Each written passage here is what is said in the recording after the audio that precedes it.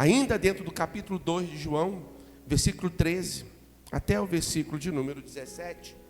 Como eu falei, eu vou procurar todas as mensagens que eu ministrar aqui, estar pregando dentro do dia, a não ser quando Deus me direcionar para outros versículos.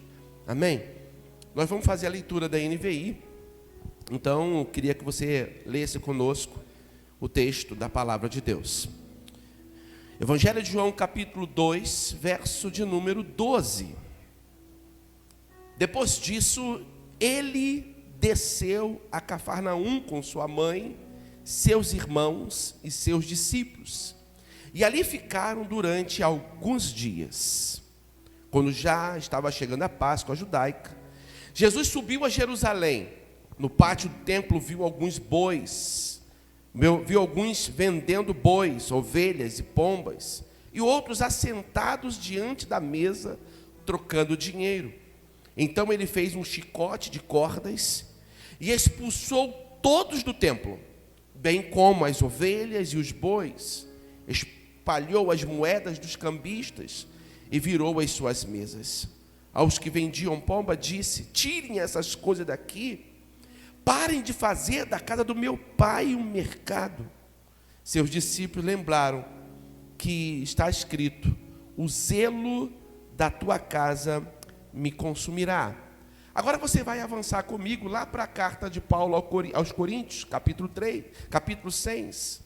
Primeira carta de Paulo aos Coríntios, o capítulo é o de número 6. O versículo 19, versículo 20. Que diz assim a palavra de Deus. Primeira carta aos Coríntios, capítulo 6, 19 ao 20.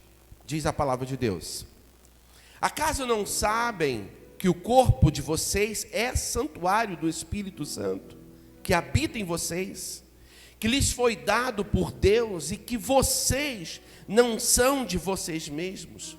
Vocês foram comprados por alto preço, portanto, glorifico a Deus no corpo. Glorifiquem a Deus com o seu próprio corpo. Feche seus olhos. Pai, em nome de Jesus, essa é a tua palavra e que ela faça todo sentido hoje.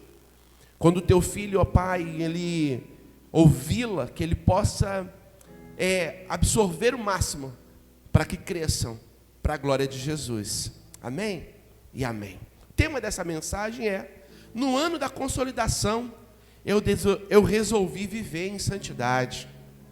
No ano da consolidação, eu resolvi viver em santidade. Esse texto é um texto que nos desperta, porque ele começa dizendo no primeiro versículo que nós lemos, versículo 12, depois disso, desceu a Cafarnaum com a sua mãe. Depois de quê, pastor? Depois das bodas de Caná. Depois que Jesus leva a palavra e traz alguns discípulos para consigo, ele vai até Caná da Galileia, e lá naquele lugar ele participa de um casamento onde ele multiplica, ele faz o milagre da transformação de água em vinho. O Senhor fez algo extraordinário naquela festa. A mensagem foi ministrada hoje e a pastora pegou um versículo agora à noite para compartilhar conosco. Uma das coisas que o Senhor me chamou a atenção é que as nossas talhas precisam estar cheias. E encher talha não é fácil, dá trabalho. Mas se nós queremos o milagre, no mínimo, o que nós temos que fazer é pegar as talhas e enchê-las. Bem, depois desse episódio, depois dessa festa linda, Jesus, que estava naquela festa com os seus discípulos e a sua mãe, agora eles descem. Eles vão para um outro lugar, e aqui o texto vai dizer que eles vão para Cafarnaum. Bem, eles vão para aquele lugar e ali eles ficam durante alguns dias.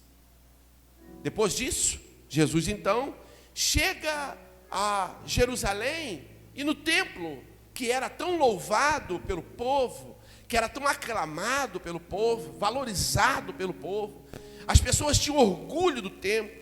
Eles, olhavam para aquele templo, botavam a mão: esse templo é muito bom. Afinal de contas, foi um presente dado pelo imperador para o povo judeu. O povo judeu estava feliz demais. Feliz porque a construção era suntuosa.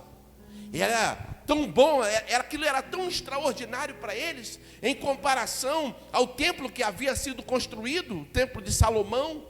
No mesmo lugar, havia sido um templo feito, mas um pouco mais simples, na época de Zorobabel. E agora o imperador decide fazer um templo suntuoso. Ele decide construir algo que demorou muito tempo para ser edificado, cerca de 46 anos. Aquela edificação foi construída e trazia muito orgulho para a nação. O povo estava feliz com aquela construção.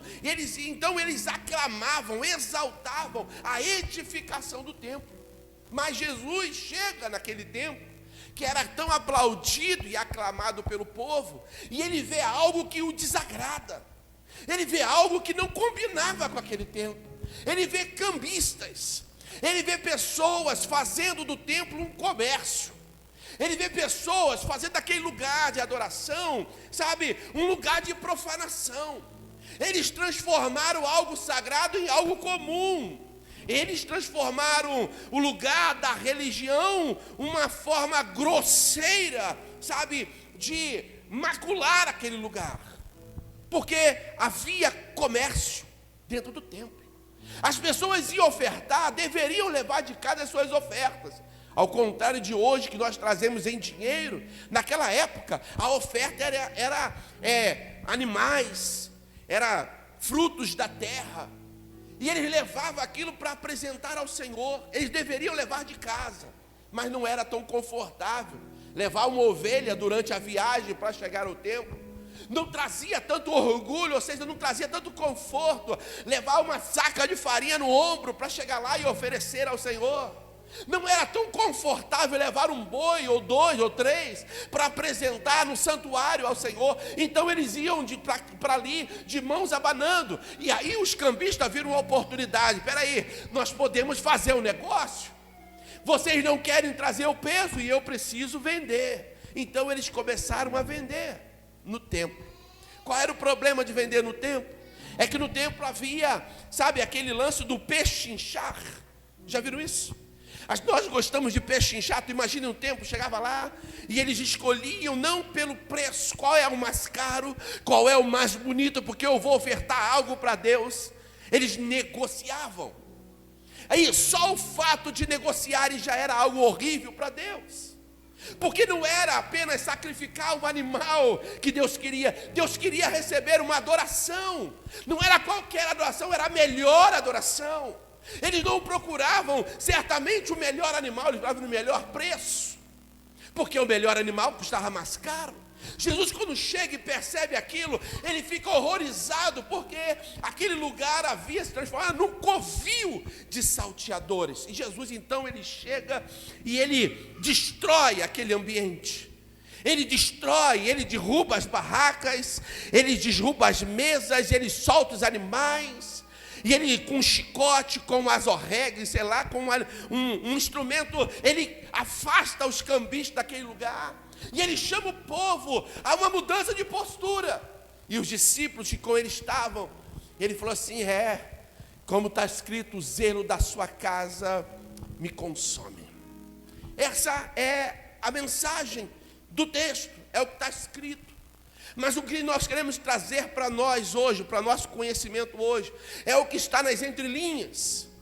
É o que Deus quer dizer com isso.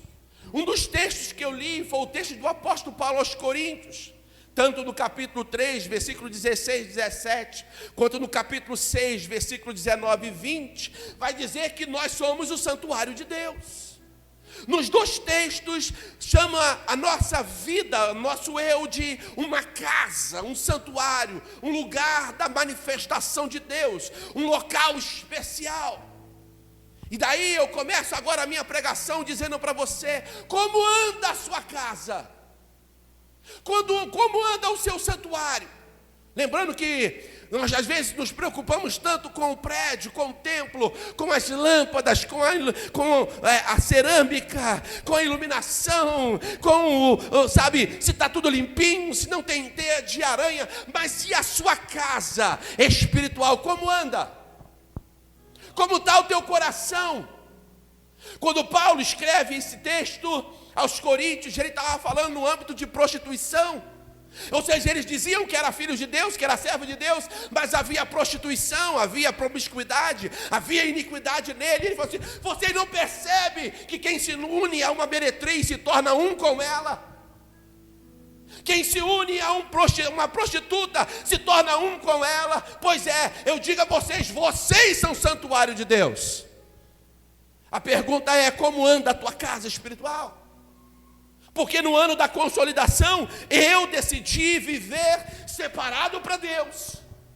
Eu decidi santificar a minha casa, purificar a minha casa. Por quê, pastor? Porque eu quero experimentar a glória de Deus. E a glória de Deus, irmãos, eu vou dizer algo para você: não vai vir sobre uma casa suja. Para aquele povo, a sujeira que contaminava o templo era o comércio feito dentro do ambiente do templo. Aquele comércio contaminava, profanava o templo. E o que tem profanado o teu templo? A tua casa. O que tem profanado você? O que tem contaminado os seus olhos?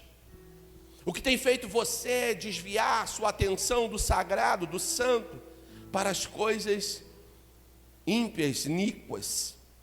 O que tem feito você desviar a sua atenção? Que tem levado você a viver uma vida melancólica, espiritualmente falando, uma vida insípida, inodora, incolor, sem graça, sem cor, sem sabor. O que tem feito você viver um cristianismo vazio da essência, vazio da graça. Você vem aqui, você pula, você salta, mas você sai daquela porta para fora e continua vazio, oco. Você não consegue, viver na plenitude de Deus. Como anda o seu templo quando você chega em casa? Quando você passa as suas madrugadas, como anda, o seu templo? O que tem entrado, a Bíblia fala que os nossos olhos é a janela da nossa alma. O que os seus olhos têm visto? O que o seu ouvido tem ouvido? Como anda o seu templo?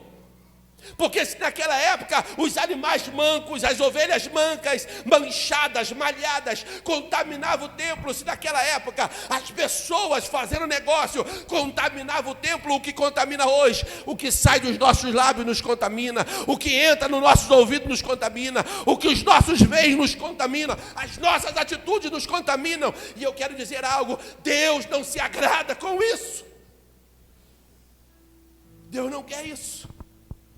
Ele não te chamou para viver uma vida de derrota, uma vida espiritualmente derrotada, vazia, desprovida de graça.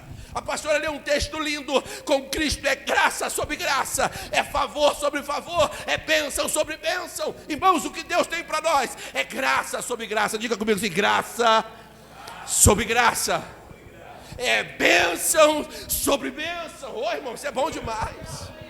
Mas não experimentaremos as bênçãos sobre bênçãos se o nosso templo espiritual estiver sujo, contaminado,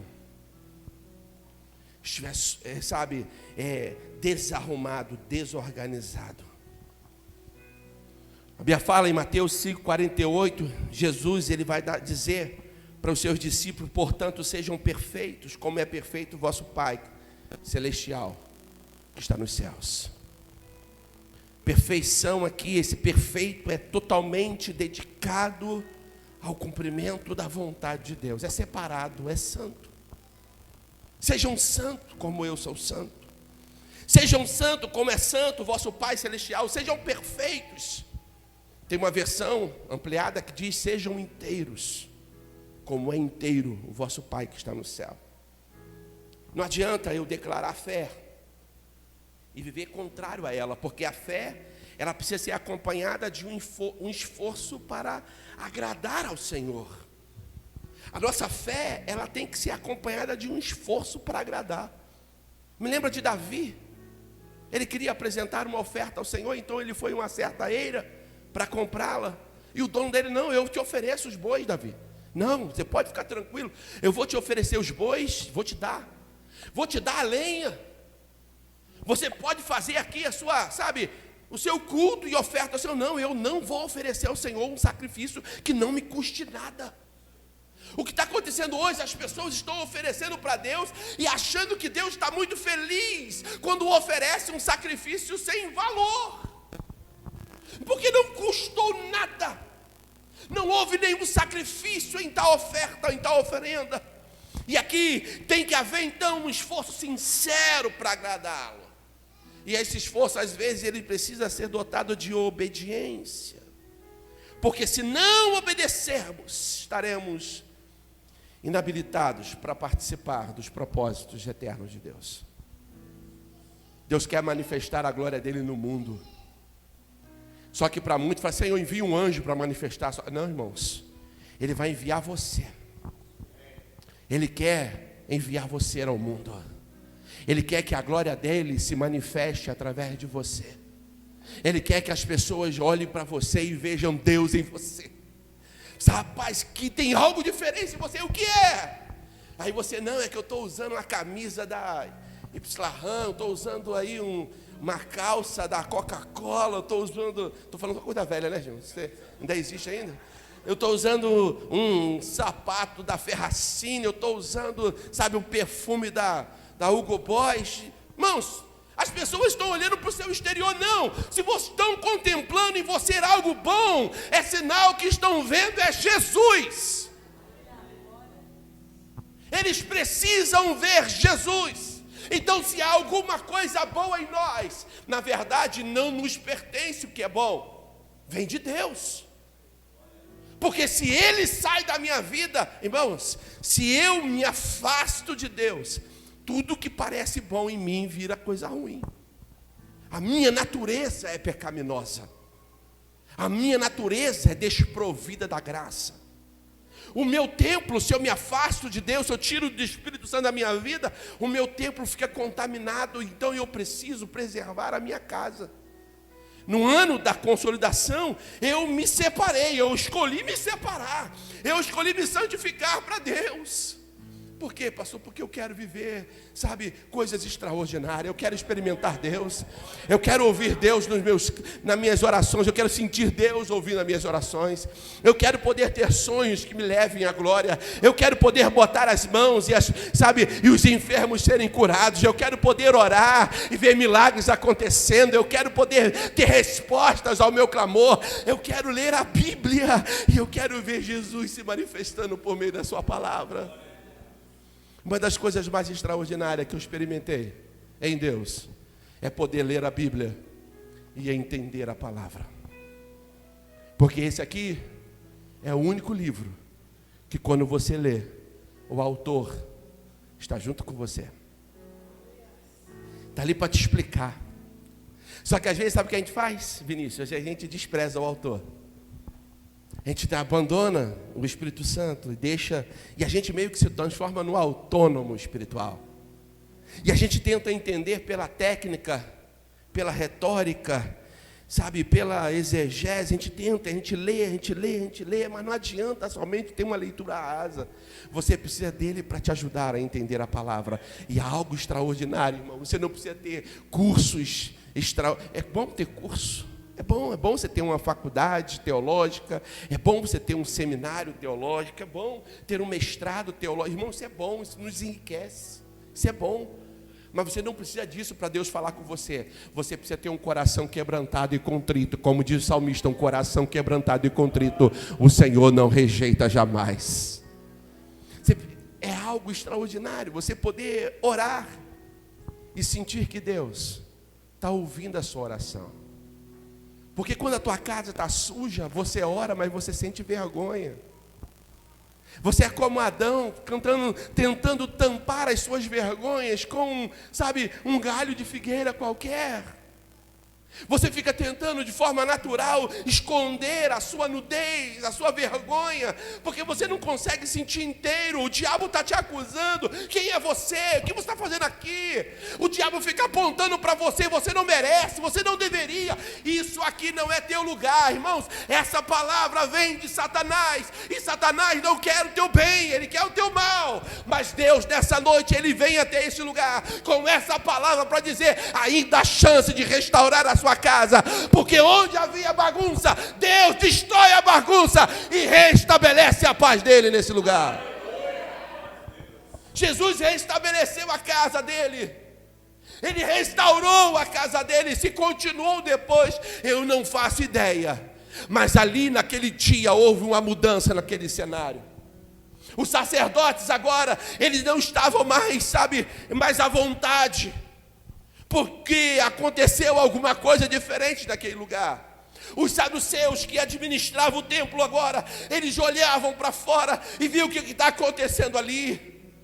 Tem algo diferente. Irmãos, é isso, as pessoas precisam ver que há algo diferente em nós. Às vezes algumas amizades nos levam para o buraco. Algumas palavras nos levam para o buraco. A Bíblia fala que as más conversações corrompem os bons costumes. Conversação ruim, desagradável, nos corrompe.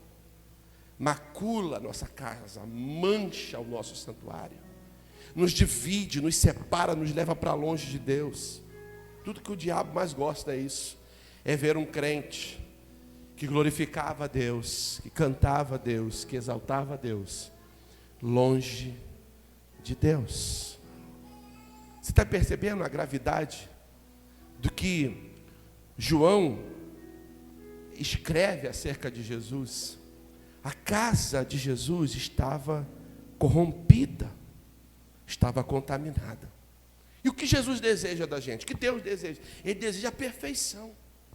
Perfeição é o padrão divino, é um padrão divino inatingível, Anderson, não tem como. Mas ele jamais vai descer ao seu nível para corroborar com as suas manias e vícios, não. Esse padrão é inatingível para nós, porém, ela é importante que você busque atingi-la. Você sai do ponto A para o ponto B. Deus, ele não vai diminuir o seu padrão, porque isso comprometeria a sua própria perfeição. Então quem tem que ser perfeito somos nós. É por isso que o texto diz: sejam perfeitos como eu sou perfeito. Sejam santos.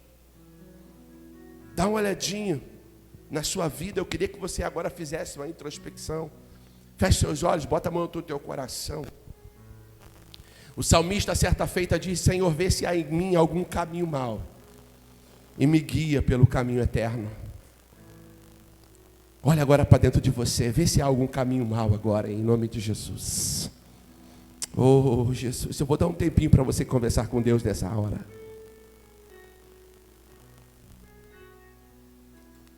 Que a nossa casa, Senhor, espiritual, ela esteja limpa. Oh, Jesus, nossa casa espiritual esteja limpa. Você talvez esteja perguntando assim, mas o que fazer se há sujeira em mim? Jesus, ele já deu a solução desse problema. Ele se tornou pecador por nós. Aquele que não tinha pecado se transformou em pecador para que a justiça dele fosse nossa. Oh, aleluia. Esse é Jesus, esse é Jesus. Abre os seus olhos.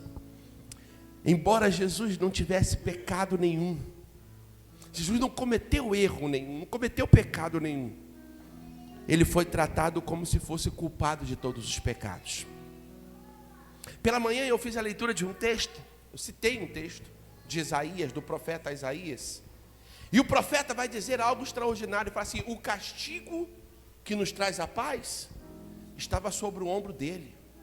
Irmão, se você tem paz hoje, o que te faz ter paz é o castigo que ele levou sobre o ombro dele. Sabe, havia uma punição sobre Jesus. O pecado da humanidade, o meu pecado, estava sobre ele. E quando ele aceitou o meu pecado sobre ele, ele me deu paz em troca do pecado. Irmão, isso é extraordinário. Se você está aqui, mas cheio de peso na consciência, eu quero te dizer, transfira esse peso para o ombro de Jesus, porque ele já cravou na cruz toda a cédula de maldição que havia contra você.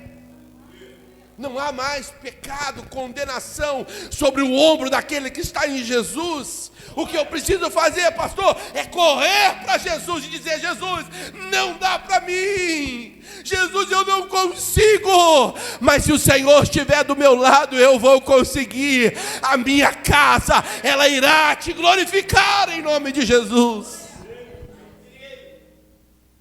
Não é a sua casa física, é a sua casa espiritual. Você vai glorificar ao Senhor com os seus membros, com o seu corpo. Deus espera que nos esforcemos a fim de alcançar o seu propósito. Ele está aguardando. É como se ele estivesse na linha de largada do seu início da caminhada cristã. Ele estivesse com você e ele ali vai lá, meu querido, eu sou contigo. 1, 2, 3, vai! E você inicia uma caminhada espiritual, uma jornada da vida. Alguns 10 anos, 15, 20, 30, 50 anos, eu não sei, mas a jornada só termina quando você fecha os olhos nessa terra. Mas a Bíblia nos ensina que quem é fiel até a morte, ele está aguardando no final da lista, dizendo: vem, bendito do meu Pai, e possuir por herança o reino que está preparado para você. Existe algo especial para você. Se você for fiel até a morte, há uma coroa de glória para a tua vida. Tem alguém comigo aí em nome de Jesus? Você pode glorificar? Faz algum barulho aí em nome de Jesus. Existe uma coroa de glória preparada para nós. O que Deus espera é que você não pare no meio do caminho, porque tem pessoas que começam bem na caminhada, mas já estão perdendo a pressão. Já estão perdendo, pastor Wilder. E aí, como é que está na leitura? Estou meio atrasado. Está onde? Estou no capítulo 10 de Mateus. Começamos em Mateus, já estamos em João. Ele não está no 10, já está perdendo a pressão. Daqui a pouco estamos em junho e ele não leu nada da Bíblia. Ele não orou. Ele não se consagrou, ele não buscou o Senhor. Mas sabe o que ele quer? O melhor de Deus ainda. Diz: Senhor, eu quero o seu melhor, eu quero a sua bênção, eu quero ser feliz, eu quero ser alegre, eu quero ter vitória. Irmãos, a vitória de Deus, a bênção de Deus, o milagre de Deus, a intimidade. Deus não vai revelar a sua intimidade para qualquer um. E aí tem pessoas que até conseguem com muito esforço as suas bênçãos materiais, entre aspas, as suas conquistas materiais. Mas quando termina o ano, ele tem a conquista material, mas perdeu a intimidade com o Espírito Santo, com o sagrado. E aí o dinheiro que ele ganha, ele paga de remédio. Ele vai dormir e não consegue dormir o sono do justo. Encontra aquele que está lá na sua caminhada, passando com dificuldade dia a dia, com luta, talvez não tenha o melhor carro, a melhor bicicleta, a melhor moto, ele talvez não tenha a casa própria que ele tanto sonhou, mas ele está com muita dificuldade, mas ele continua caminhando. Aquele jovem que está sonhando no emprego dos sonhos, sabe? Ele vê o carro novo passando, ele vai ser meu. E tem jovem, irmão, que é uma bênção. Se eu ver 3 carros prata, eu vou ter um. E tem gente que vai passando no estacionamento, ele bota a mão assim, ele começa a profetizar: oh Jesus, eu quero um igual a esse. Aí ele vê depois, 6 meses depois, ele já está num outro carro, já não é prata, mas agora já é vermelho. Oh Jesus, eu quero igual a esse. Ele quer sempre o melhor de Deus, mas o que ele oferece para Deus? Como anda a sua casa espiritual? Me ajuda a pregar e pergunta para o seu irmão, como anda a sua casa espiritual? Como está você? Pastor, por que isso, pastor? Irmãos, estamos no mês de fevereiro. O mês de fevereiro é um mês crítico para o povo de Deus. Por quê, pastor? Por causa do carnaval. É um mês crítico, não deveria ser, mas acaba se tornando um mês crítico. É um mês onde as roupas ficam mais curtas. Em alguns casos, nem roupa mais tem. É onde a promiscuidade corre solta. Esse mês é um mês crítico. É crítico para homem, para mulher, para jovem. Antigamente era só jovem. Não, agora não, é todo mundo, mano. É crítico para todos. O diabo vai vir com bandejas e mais bandejas de homem sarado, mulheres saradas, com pouca roupa, oferecendo assim para você. Como anda a sua casa espiritual? Eu vou dizer que se a tua casa estiver limpa, Repete comigo assim: limpa e adornada. Fala assim: adornada. Isso vai te incomodar. Isso vai te ofender. Você vai se sentir constrangido, ofendido. Vai machucar, macular você. Sabe o que você vai fazer? Você vai trocar de canal, você vai mudar, você vai pular, você vai desligar, mas você não vai se manter. Agora, se a tua casa estiver suja, a Bíblia fala: quem é sujo, suja-se mais ainda. E aí, sabe o que acontece, Deise? Para quem tem a casa suja? Ô, rapaz, olha só. É bom ter internet 4G. O pecado vai te dominar, varão. Deus, Ele nos chama a atenção porque Ele está exigindo da gente, sabe, ser separado do mundo. Nós não podemos viver, sabe, dizer que é filho de Deus, mas viver igual às pessoas do mundo. As propostas vão vir para contaminar a sua casa. Me ajuda a pregar, fala para o teu irmão assim: as propostas do inimigo virão para contaminar a sua casa. Virá. As propostas vão vir. E aí você fala assim: não, pastor, graças a Deus eu sou crente, eu nunca fui para Sapucaí, eu nunca fui lá, não, de forma alguma. Mas aí você vai estar acompanhando as melhores. Como é que é o nome? Os melhores? As melhores da escola de samba. Vai estar ligadão no Fantástico, assistindo lá as campeões. Não, pastor, aí vai para o acampamento dos jovens. Mas aí quando volta ao acampamento dos jovens, quem ganhou? Quem ganhou? Qual foi a nota 10? Vamos ver os desfiles das campeãs. Cuidado, não deixa o diabo contaminar a tua casa espiritual. Não deixe Satanás te enganar, te ludibriar.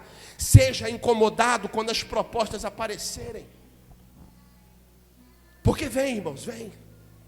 Ainda mais quando você sai do horário comum das pessoas normais a se verem em televisão ou internet. Os comerciais mudam. Já percebeu quando você está vendo no Facebook e passa de meia-noite? As propagandas vão mudando.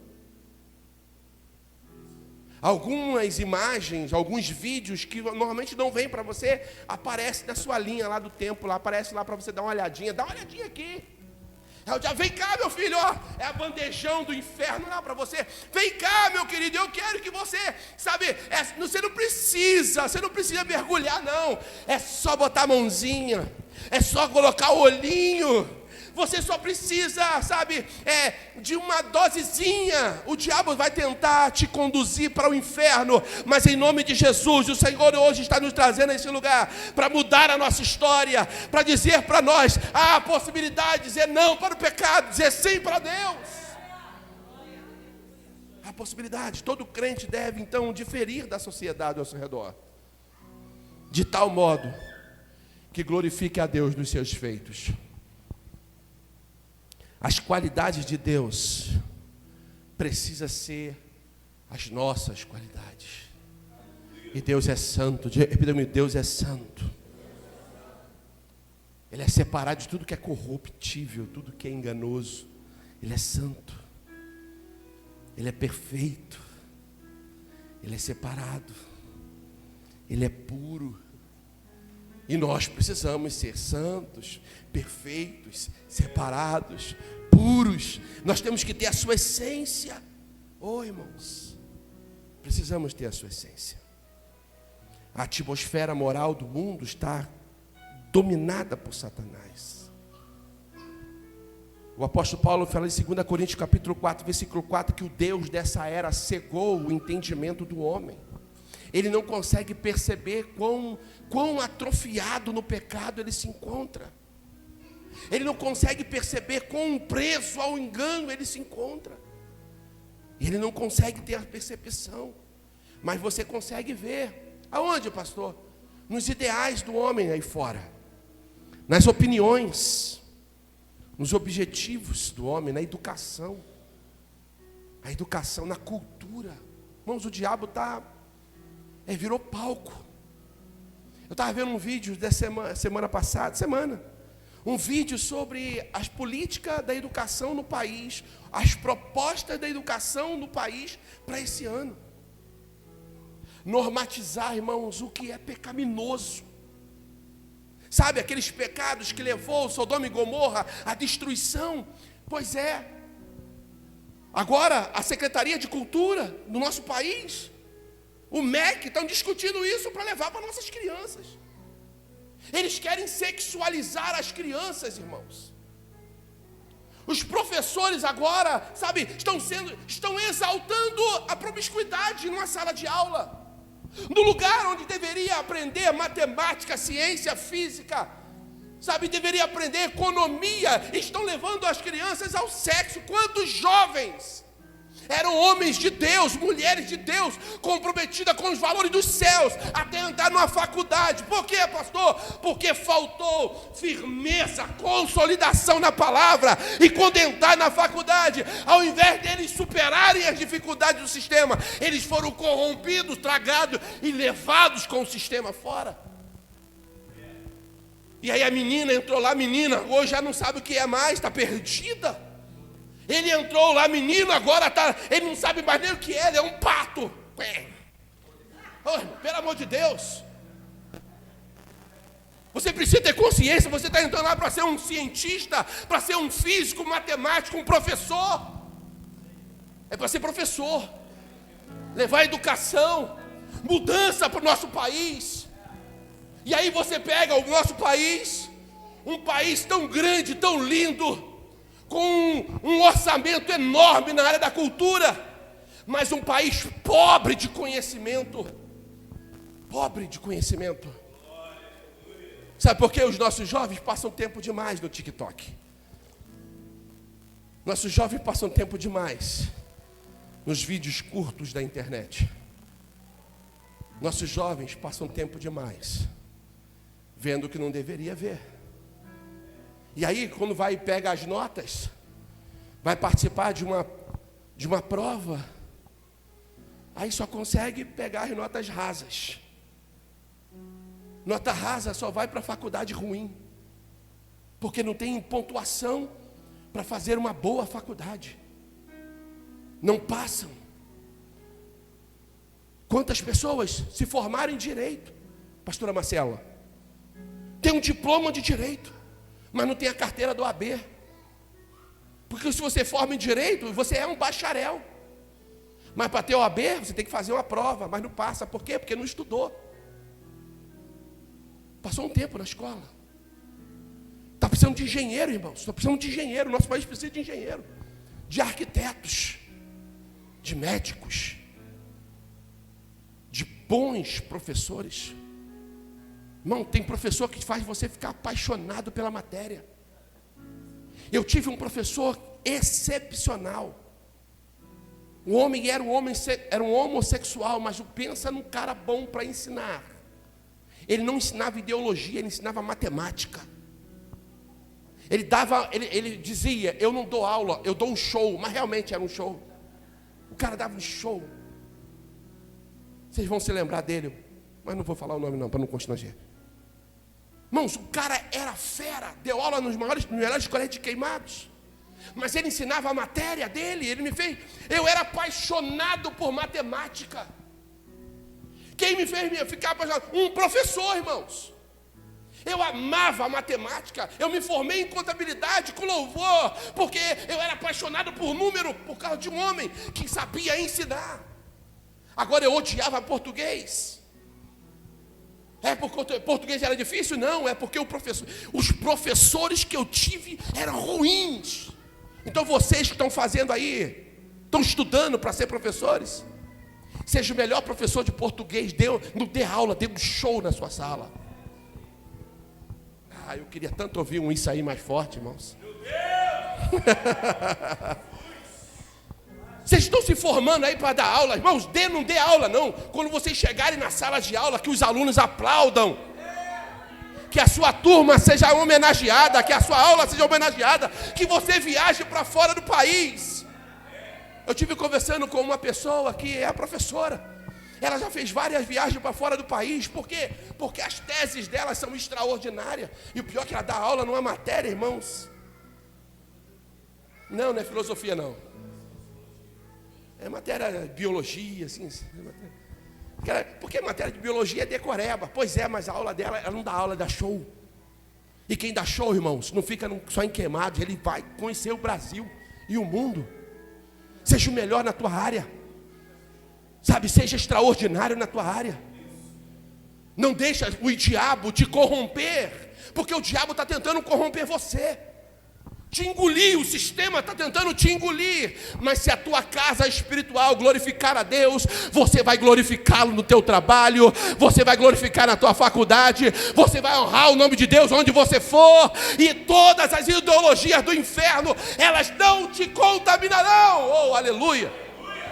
Pelo contrário, irmãos, as pessoas que estão corrompidas pelas ideologias, que não conseguem sair do lugar e que não sabem exatamente quem são, eles serão transformados para a glória do Senhor Jesus.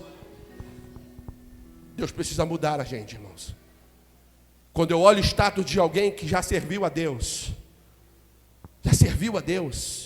já ouviu a palavra, já foi até batizado, mas eu olho no status e vejo uma latinha de cerveja na mesa, em que ele está sentado, eu falo assim, o sistema engoliu ele. Por quê, pastor? Porque faltou ser consolidado na palavra. Você precisa se consolidar na palavra. Você não pode permitir que o sistema te engula, que a dificuldade te leve para longe de Deus. Não deixe o diabo te corromper. Limpa a tua casa, adorne a tua casa, prepare a sua casa espiritual. Pastor, eu não sei o que fazer, a minha casa está muito suja. Tem problema não, Jesus é perito em limpar ambientes sujos. O sangue de Jesus Cristo nos purifica de todo pecado. Irmãos, isso daí vale pelo menos uma salva de palmas ao Senhor Jesus, não? É o poder purificador do sangue de Jesus. Nos limpa. E agora, pastor, então eu estou limpo, e agora? O que acontece, irmãos? 3 coisas, para a gente finalizar. Eu não vou nem explicar não, mas eu vou finalizar aqui. 3 coisas, para quem decide viver separado para Deus, são excepcionais. A primeira é comunhão permanente com Deus. Irmãos, desfrutar de comunhão permanente é extraordinário. Comunhão com Deus é bom demais. É falar e ser ouvido, é falar com Ele, saber que Ele está te ouvindo, é senti-lo do teu lado. Não ter comunhão com Ele, é não ter espírito de acusação, é não ter o inferno trabalhando no teu ouvido para dizer, aqui não é teu lugar. Eu quero dizer para você, vira para o teu irmão, me ajuda a pregar e fala assim, aqui é o teu lugar. Fala para ele aí. Porque o inferno vai trabalhando, aqui não é teu lugar não, rapaz. Olha que palavra dura. Você veio para a tua casa para ouvir essa palavra, eu quero dizer algo para você. Essa palavra é a palavra que vai te conduzir à vida. Mas o diabo vai tentar sujar a tua casa, dizendo, essa palavra não é para você. Essa palavra é para mim, irmãos. Eu preciso ser melhor todos os dias. Então a primeira coisa que tem acontecido na minha vida é comunhão com Deus. Por quê? Porque eu resolvi me separar para Ele. Qual é a segunda coisa, pastor? É alegria permanente. Alegria, irmãos. Coração alegre, diz a Bíblia, formoseia o rosto. É um coração que está em paz com Deus. Não tem guerra, não tem confusão com Deus, tem paz. Se tem paz, tem alegria. Então a alegria dele, acaba trazendo para ele a terceira coisa, é força. Porque diz a Bíblia que a alegria do Senhor é a nossa glória. Então você tem comunhão com Deus, você tem alegria e você tem força. Só porque você decidiu limpar a sua casa para agradar a Deus. 2024 é o ano, irmãos, da consolidação. E a gente vai começar esse mês de fevereiro consolidando. Nesse ano da consolidação, nos separando totalmente para Deus. Você crê e recebe isso? Você pode aplaudir ao Senhor Jesus? Aleluia. Glória a Deus. Quero convidá-lo a estar de pé agora em nome de Jesus.